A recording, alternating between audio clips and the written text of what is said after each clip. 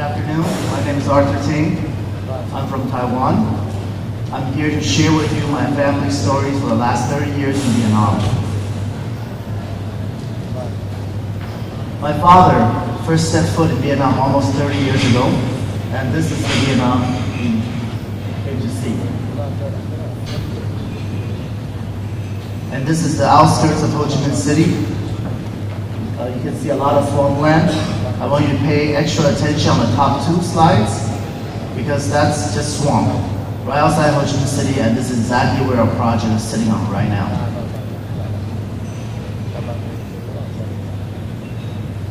This is Vietnam today. What an amazing achievement they have done.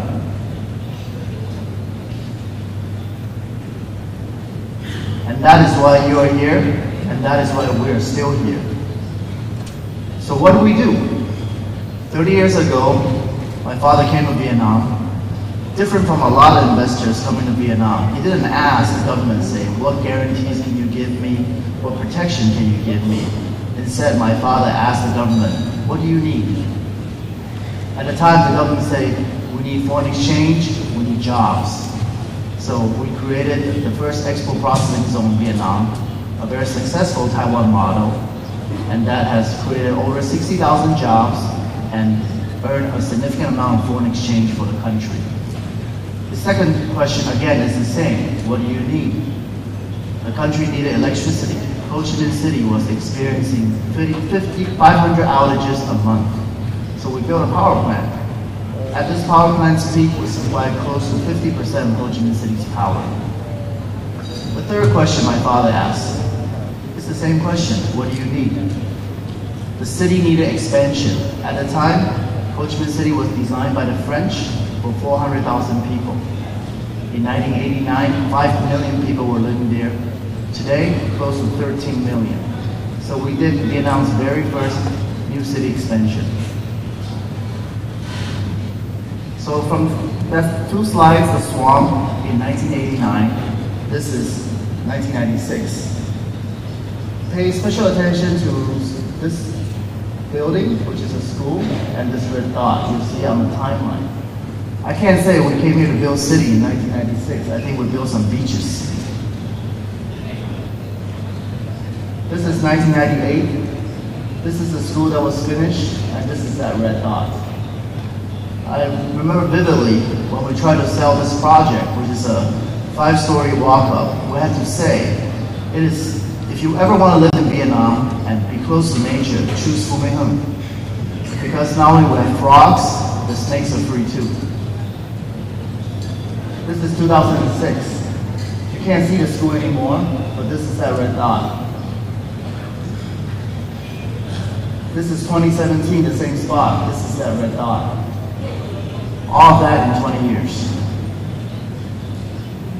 This is what it is today. When I first came to Vietnam in 1990, I went to Ho Chi Minh City. It was very dark. The whole city had one traffic light that was not working. They had one building that was over 20 stories tall. Look at it today. It is an amazing transformation of Vietnam. How is this possible? Let's look at some numbers. In '89, there's 65 million people. Today, close to 96 million people. By 2050, 112. I think it's a little higher, but since this came from the CIA World Book, I'm not going to argue with them. If we look at Vietnam's GDP at a PPP level, 89 was 60 billion. Today we're at 595 billion. By 2050, it'll be $3 trillion. GDP per capita is even more amazing. It was $97 when we came. Today it's 2,300. By 2050, it'll be 11,000. Realistically speaking, the numbers will be much higher than that. Look at every foreign investor comes to a country, they worry about their foreign exchange, whether this country has enough foreign reserve for its country's debt and for its obligations. In '89, Vietnam was at 5 billion. Today at 45 billion. By 2050, it's estimated to be 394 billion. So you don't have to worry. If you look at the internet penetration rate, not in 1989, 53% in 2017. The mobile penetration rate, not in 1989, 145%. And with 4G and 5G coming, I think internet will be everywhere.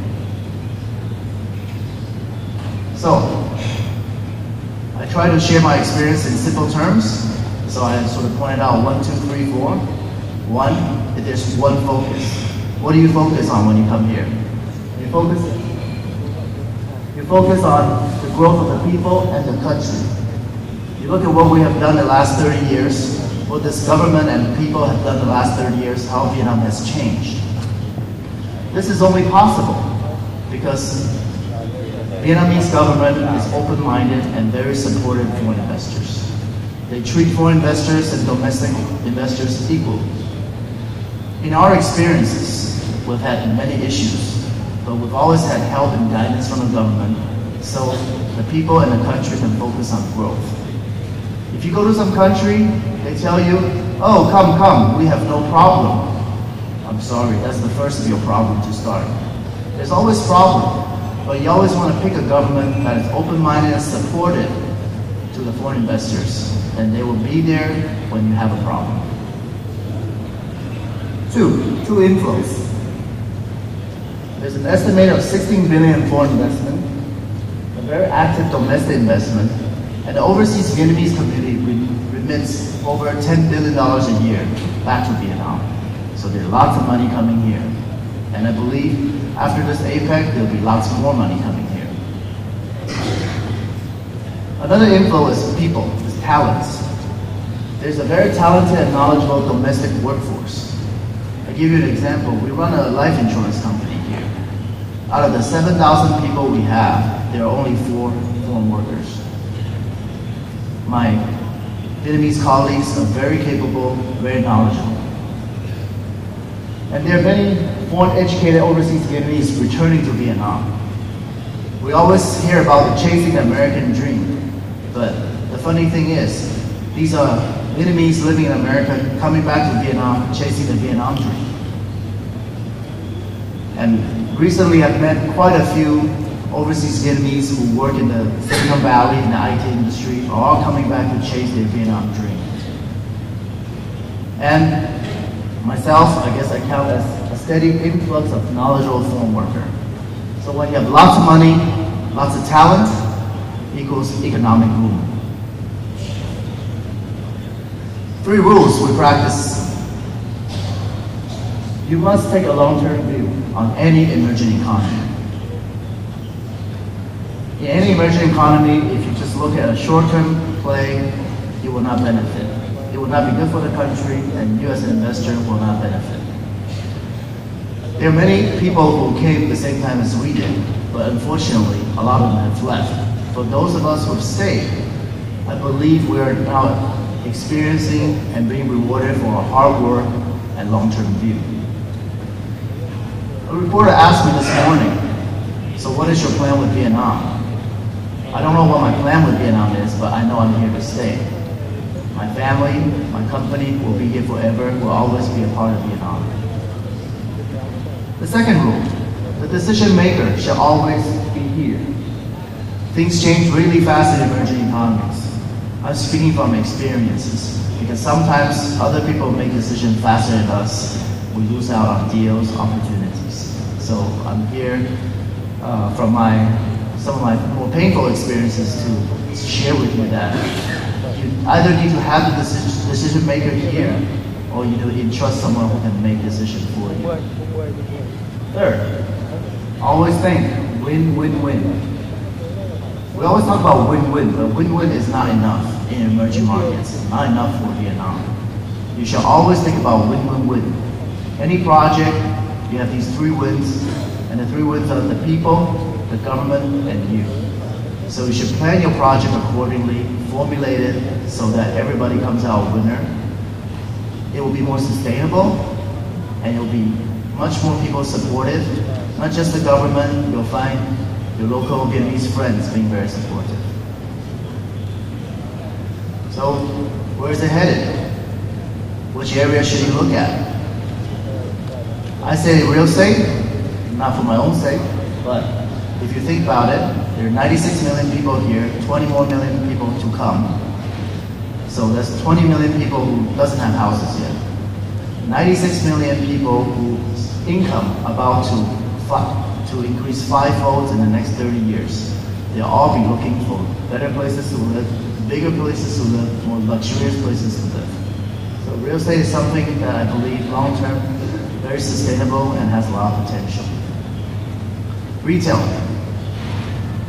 When you have more than 100 million people making a lot of money, they're all going to want to dress better, drive better cars, buy nicer gifts for their children, for their wives, for their family. So the retail potential here is incredible.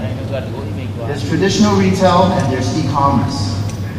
With the recent purchase of Lazada by Alibaba, I believe the e-commerce scene in Vietnam is about to change. For the better, more opportunities. With e-commerce, more market will be available for everyone. Education and healthcare. When you have money, you want better education for your kids, for yourselves. So that's a very simple one. Healthcare, even more simple. When you're rich, you don't want to die. So this is two sectors that will always do well in any emerging economy. We ourselves participate in this sector in a different way. We have two non-for-profit schools. We have a K-12 international school, it's the best international school in Vietnam, and we also have a Vietnamese junior high school. So both schools will run on a non-for-profit basis because we believe that's the best quality education that we can give to the children of Vietnam. Healthcare, through our foundation, we do lots of projects in healthcare. We set up clinics, we train doctors, we also try to bring better medical practices to Vietnam. And this is an infrastructure panel, so I must talk about infrastructure. So anything that a growing population needs, roads, bridges, power generation, sewage plant, waste management. Think about all the money that's to be made here and all the money that people will spend buying things and all the waste we will all create. So I strongly believe waste management is something very much worthwhile to look at. Conclusion, very simple one. If you were not here to witness Vietnam's amazing transformation in the last 30 years, you better be here for the next 30 years. Thank you very much.